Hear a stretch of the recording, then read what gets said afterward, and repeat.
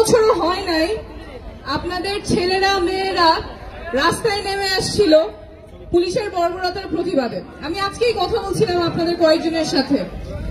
যেই ছেলে আগে কখনো রাজনীতি করে নাই সে এখন রাজনীতি ছাড়া আর কিছু চিন্তাই করে না।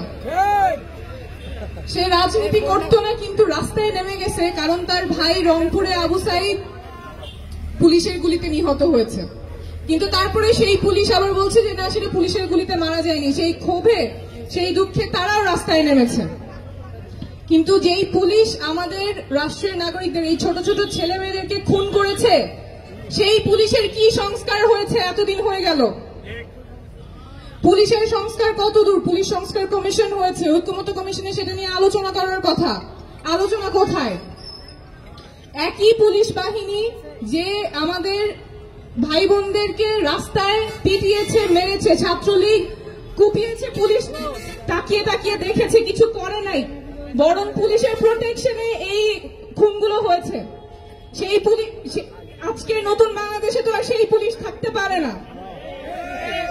পুলিশের সংস্কার প্রয়োজন। আমাদের রাষ্ট্রের যে প্রতিষ্ঠানগুলো আছে যেটা হাসিনার গুম খুনকে এনেবল করেছে সেই প্রতিষ্ঠানগুলোর সংস্কার প্রয়োজন। আমরা তো ওই বাংলাদেশে আবার ফেরত যাব না যেখানে আমাদের অধিকারের জন্য কথা বলতে গেলে আমাদের মুখ বন্ধ করে দেওয়া হয়। আমরা ওই বাংলাদেশে আর ফেরত যাব না যেখানে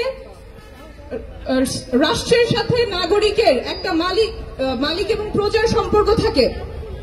সবাই রাষ্ট্রের নাগরিক, রাষ্ট্রের সকল অধিকার পাওয়ার সুযোগ এবং অপরচুনিটি সব নাগরিকের থাকার কথা।